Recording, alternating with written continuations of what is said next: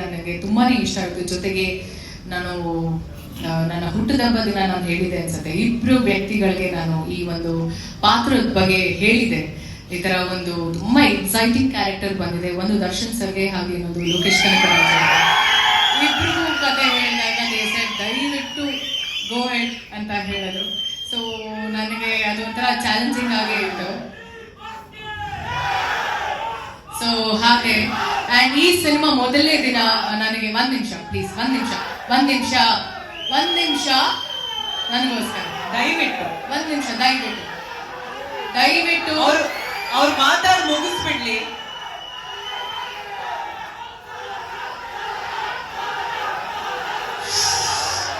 ನಾನ್ ಮಾತಾಡಿ ಮುಗಿಸ್ತೀನಿ ಕಾಡಪ್ಪ.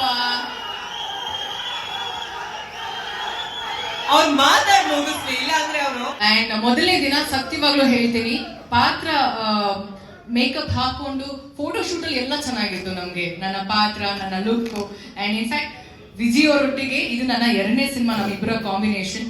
ಒಂದು ಇದು ಜಾನಿ ಎಸ್ ಪಪ್ಪಾದಲ್ಲಿ ತುಂಬಾ ಗ್ಲಾಮರಸ್ ಆಗಿ ವೆರಿ ಕಮರ್ಷಿಯಲ್, ತುಂಬಾ ಹ್ಯೂಮರ್ ಇರುವಂತ ಒಂದು ಸಿನಿಮಾ.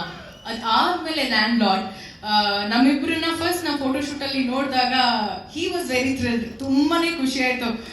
ಈ ಪಾತ್ರ ನನಗೆ ಗೊತ್ತಿಲ್ಲ, ನನಗೆ ಒಪ್ಕೊಂಡಾದ್ಮೇಲೆ ನನಗೆ ಖುಷಿ ಆಯ್ತು that you are playing the character. ನೀವು ಒಪ್ಕೊಂಡಿದ್ದು, ಅದಾದ್ಮೇಲೆ ಲುಕ್ ಅಲ್ಲಿ ಗೆಟಪ್ ಅಲ್ಲಿ ನೋಡ್ತಿರೋದು ನನಗೆ ತುಂಬಾ ಖುಷಿ ಇದೆ. So welcome to our team ಅಂತ ನನಗೆ ತುಂಬಾ ಚೆನ್ನಾಗಿ ವೆಲ್ಕಮ್ ಮಾಡಿದ್ರು. And Tanya, welcome to our industry.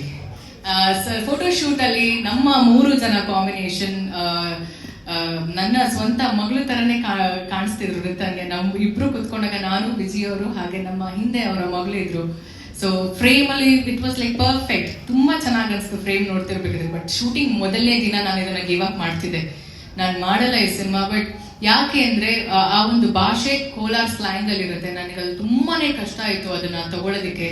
In fact ನನ್ನ ಎಂಟೈರ್ ಡೈರೆಕ್ಷನ್ ಡಿಪಾರ್ಟ್ಮೆಂಟ್ಗೆ ನಾನು ತುಂಬಾ ಥ್ಯಾಂಕ್ಸ್ ಹೇಳಕ್ ಇಷ್ಟಪಡ್ತೇನೆ.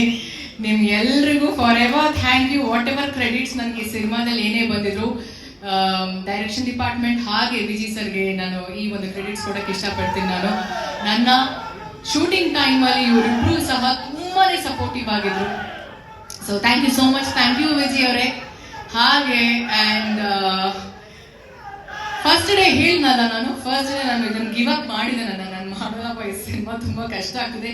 ಫಿಸಿಕಲ್ ಸ್ಟ್ರೆಸ್ ಅನ್ನೋದಕ್ಕಿಂತ ಮೆಂಟಲ್ ಸ್ಟ್ರೆಸ್ ಜಾಸ್ತಿ.